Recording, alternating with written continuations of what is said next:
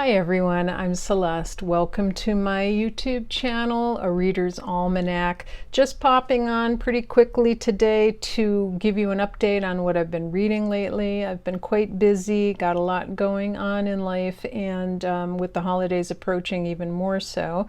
But I did want to just take a moment to say hello and to update you on some of the books that I've been reading.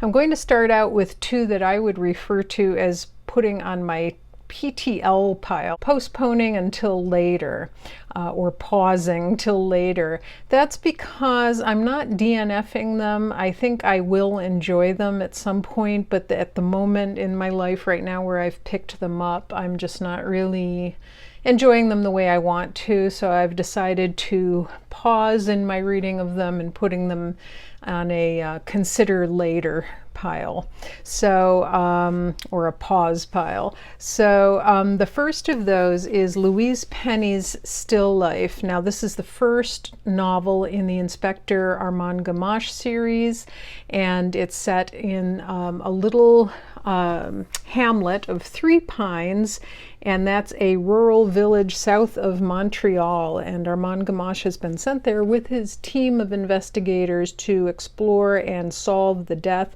of a woman there who is an artist. And it was fine. There was nothing wrong with it.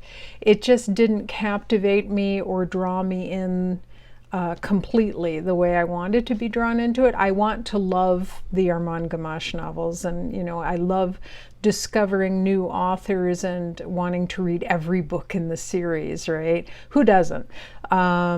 But this wasn't doing that for me. It was just kind of, it's kind of like if you went to a roadside diner because you were really hungry and you'd been traveling all day, and you got a nice meal which was okay, and you got a dessert which was like vanilla ice cream or something, and it was okay, and there's nothing really to complain about that was wrong with it. It just didn't draw you in and make you say wow.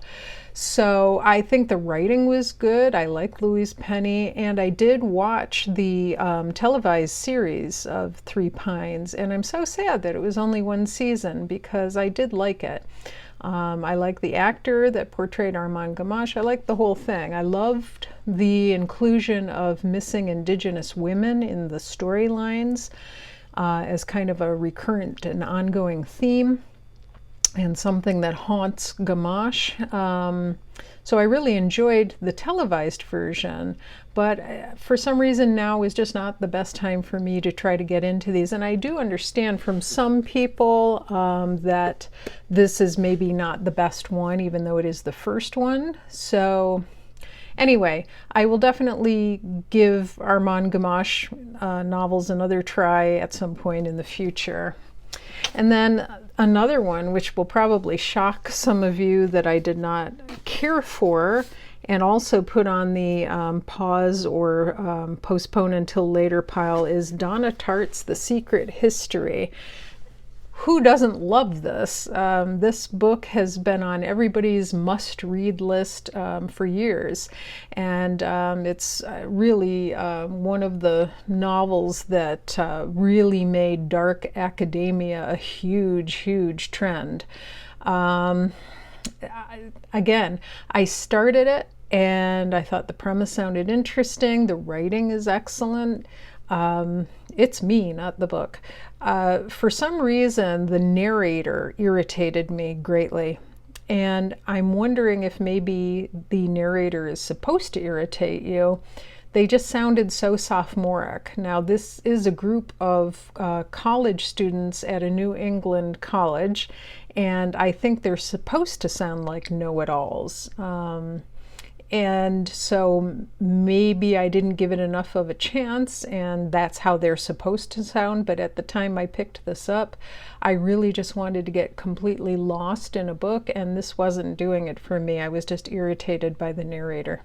So that was another one I put on the pause until later pile. And then, for a complete change of pace, As you know, I love girl sleuths, and I have my girl sleuth series, and I'm a huge Nancy Drew fan, have been since childhood, and so continuing on with my Nancy Drews, I decided to read The Secret of Redgate Farm, and this is number 6 in the editions, and I collect the matte yellow spines, of course, mostly from the 50s and 60s. So this was pretty good. This was sort of a middling one. It wasn't the worst one ever. It wasn't the best, but it was just fun. So it was a little fun escapist weekend read for me. It's where she goes to stay, believe it or not, at a place called Redgate Farm with her cousins George and Bess, and they're helping a girl who is down on her luck financially, and she and her family are trying to make a go of Redgate Farm, and there's this strange group of individuals renting out some of the land, and they belong to a nature cult. And I thought it was kind of funny the way they depict the nature cult, and how negative everybody is about the fact that these, hippie people are on the land dancing in the moonlight in robes and chanting, and just really coming down hard on this nature cult. Now, once you read the book, you'll understand why they were coming down hard on this nature cult, but I just thought it was funny. So it was a fun one, and now I'm ready to go on to number 7. I've read all of them multiple times, but I'm rereading them now. And I'll post some of my other girl sleuth videos down below if you want to check them out. But yeah, The Secret of Redgate Farm, that was fun. And then the next book was really fun to peruse, and that was The Art of Tweed, From Weaver to Wearer by Vixy Ray. Tweed, one of Scotland's greatest gifts to the world. Now, Vixy Ray is a tailor and weaver. I believe she's located in Scotland. And last year at this time, it was really fun for me to read her book, Tartt, which went all into the history of tartan plaids and the clans that they belong to, and whether the representation of kilts and tartans in the movie industry is accurate.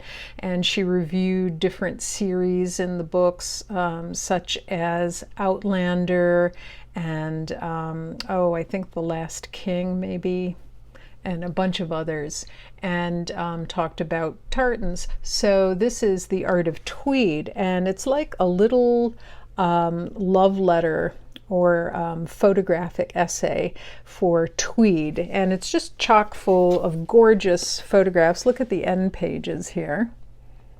It's not a full coffee table size book, it's just little, but just lovely.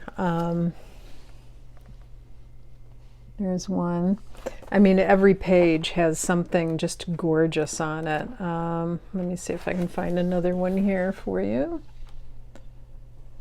So, it's kind of like a book-length Ralph Lauren ad, quite honestly. But it also talks about the fabric, how it's woven, where the thread comes from, how the colors are chosen, how the dyes are used and decided upon. So it's just really a neat little book for anyone who is interested in clothing and in the history of clothes and that sort of thing. This is a great little addition along with Tartt to your library. So I enjoyed that one. And then this is one I've been wanting to get to for a long time and was finally able to dive into it, and that is Lucy Worsley's biography of Agatha Christie. And so this was a lot of fun. I'm not sure if I learned a lot that's new that I didn't already know about Agatha Christie, because I'm pretty much of a Christie-holic or a Christie aficionado. But it was a fun book. I especially enjoyed the section on Agatha during World War I. when she was in nursing and learning about all the poisons in the medicine dispensary and making notes on the foreigners and the refugees that served as the background inspiration for her little Belgian detective. And so it was just a really neat read, and I love Lucy Worsley documentaries. I love Lucy Worsley books. I have her Austen book. I'm looking forward to her Queen Victoria book. You can't go wrong with a Lucy Worsley book. There's always something interesting in here, and a lot of neat photographs as well.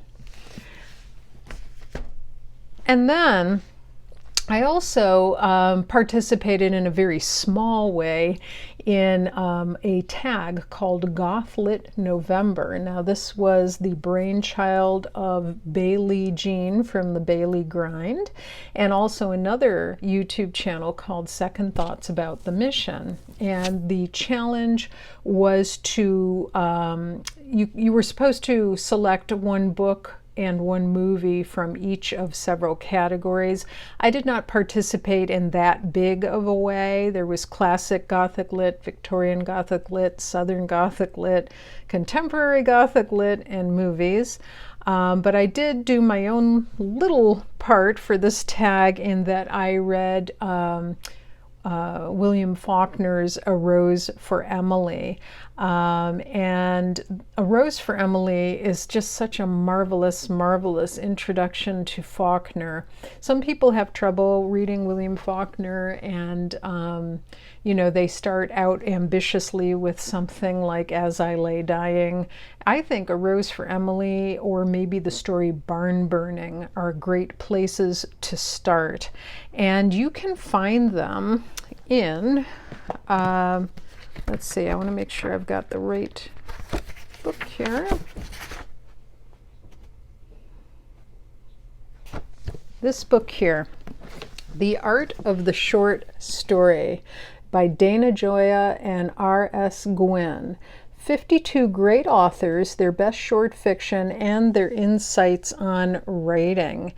This is a wonderful book of short stories, and if you are new to reading short stories, or you want to get one collection that really showcases a lot of fantastic stories from a number of different countries, this is the one I would recommend.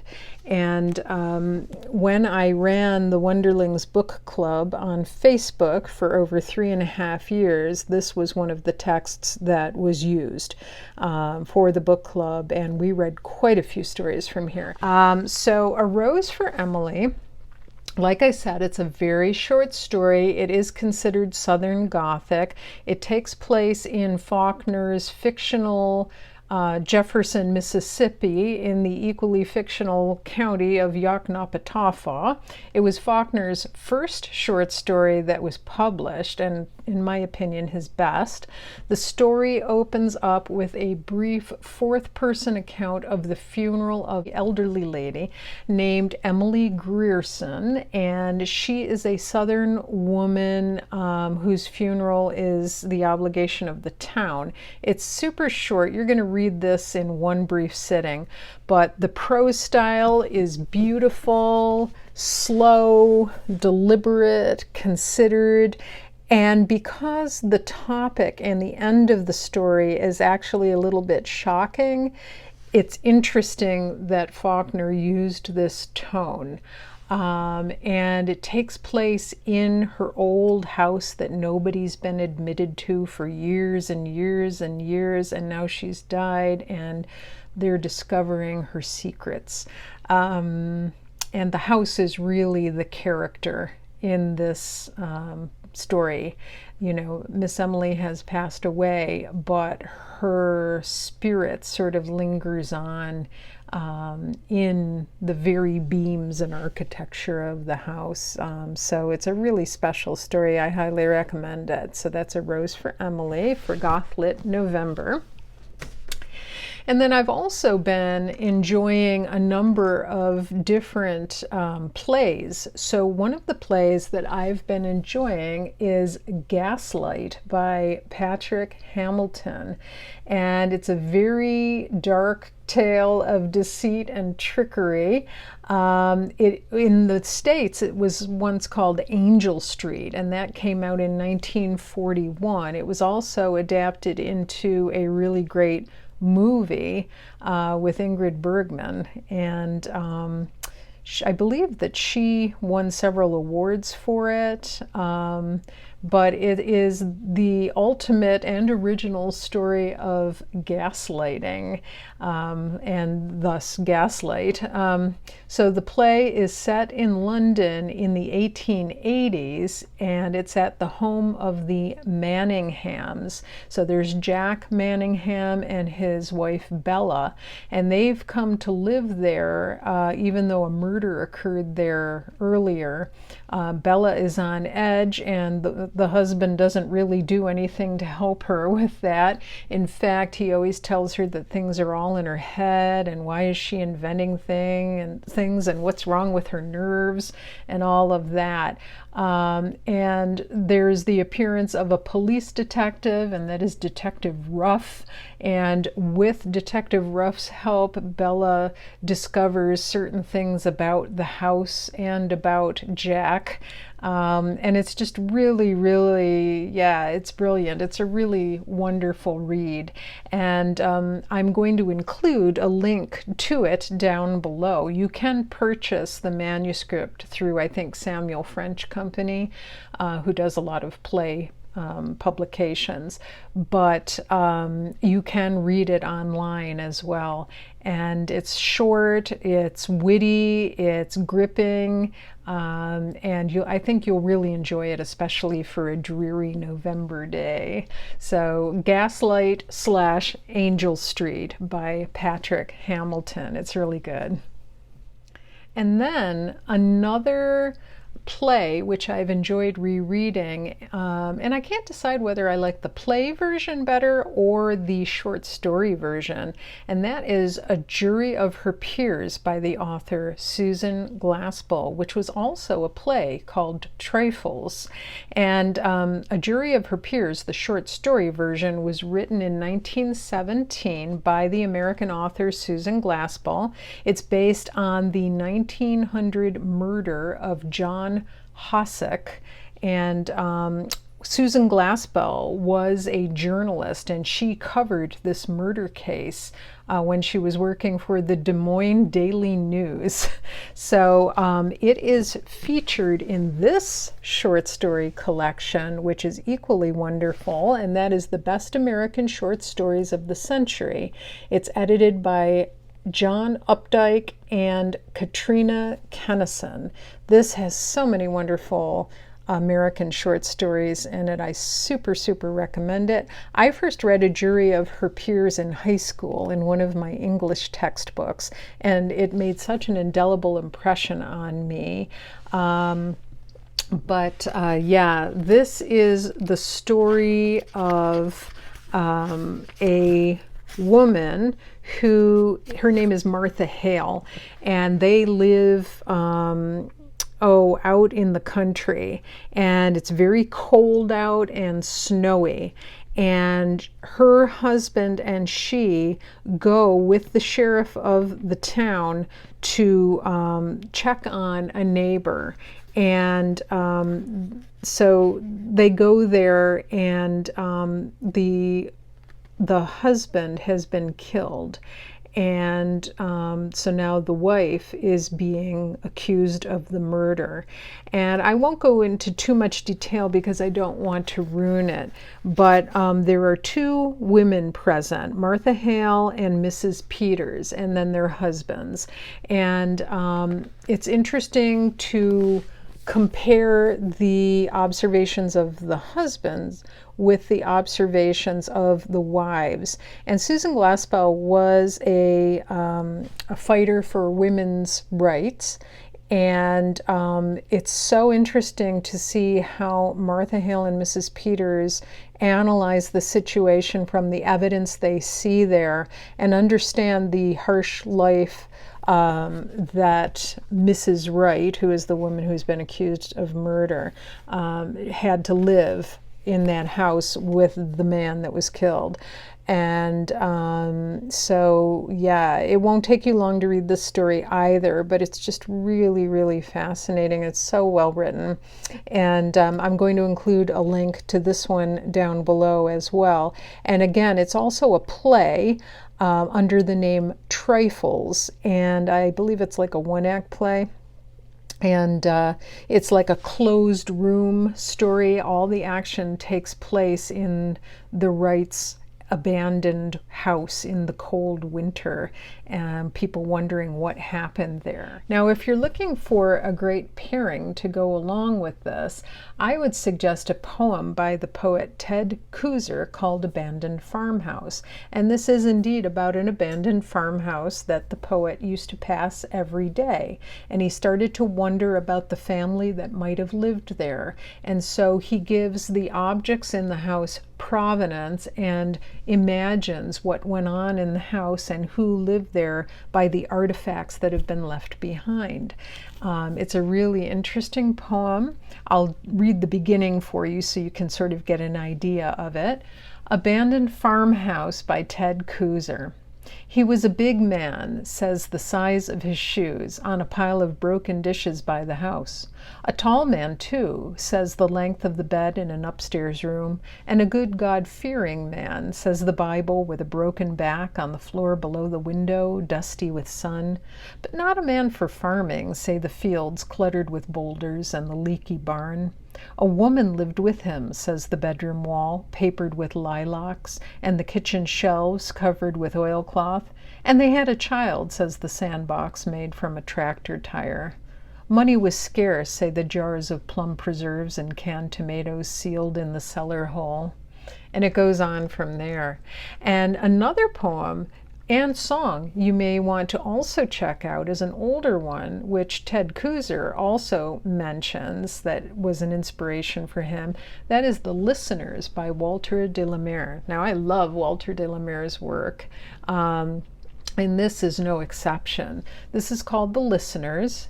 Is there anybody there, said the traveler, knocking on the moonlit door, and his horse in the silence champed the grasses of the forest's ferny floor, and a bird flew up out of the turret above the traveler's head, and he smote upon the door again a second time. Is anybody there, he said.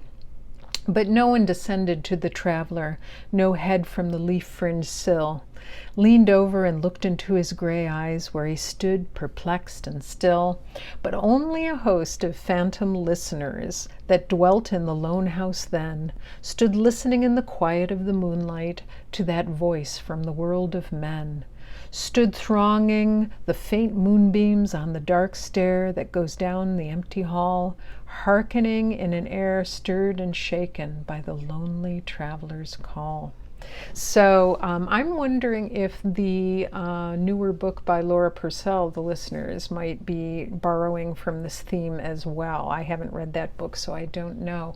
But if you're looking for some pairings of a theme that's about an old house and the stories of the lives of the people who lived there, there's A Rose for Emily, there's The Listeners by Walter de la Mare, there is Abandoned Farmhouse by Ted Kooser, there's Trifles, also known as A Jury of Her Peers by Susan Glaspell, and then finally Gaslight or Angel Street by Patrick Hamilton.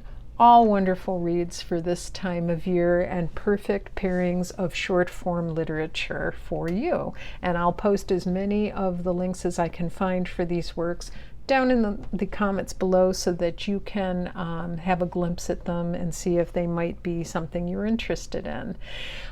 Finally, I've been enjoying watching The Gilded Age because the new season of that is out. I'm really loving it. A lot of people who are Downton Abbey fans kind of compare it and contrast it with Downton Abbey, which I think is a mistake because really it's its own thing. We have our own stories to tell here in the States, and I think it's just really marvelously done. It's fun, it's witty. I especially am interested in the line of the story that regards Peggy, who is writing for a black newspaper, and that is because of one of my own ancestors, Hester Jeffrey, and because they're talking about women, black women getting an education and going to women's schools and being admitted into colleges for the first time, and being journalists and suffragettes and writers and activists. And so one of my ancestors, Hester, did that as well, and was actually a friend of Susan B. Anthony's and gave one of the eulogies at Susan B. Anthony's funeral. She also raised money so that black women could attend our local college here. And there's actually a little video about her life too, so I'll put that down below as well. But it's just a super interesting storyline for me. And I also, of course, love seeing the Newport mansions in Rhode Island. There's some fantastic scenes from those in the series The Gilded Age. So it's just been a lot of fun. And another one that takes place at the same time, much older, it's from years and years ago on public television, that I've been enjoying, and that is The Duchess of Duke Street. The Duchess of Duke Street is based upon a book. It is about a woman who, it's like a rags to riches story, and she is born in the lower class, and she goes to work in a manor house, and her goal is to be a cook.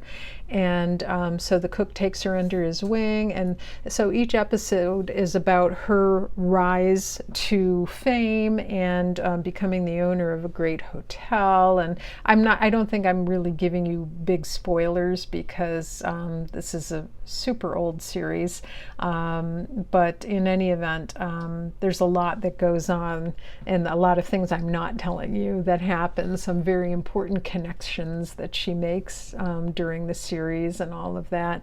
But yeah, if you've never seen The Duchess of Duke Street, it's a wonderful costume drama that was on public television years and years ago. So I've been watching that as well, and that takes place during the Edwardian period. So yeah, that's everything that I've been doing. I hope everyone in the States had a lovely Thanksgiving. And I may be on rather sporadically during the month of December. I've got a lot of things going on, but I hope you're all doing well, and I will get on when I can and let you know what I'm reading, give you some updates, maybe make some holiday recommendations, and we'll see you again real soon. Bye-bye.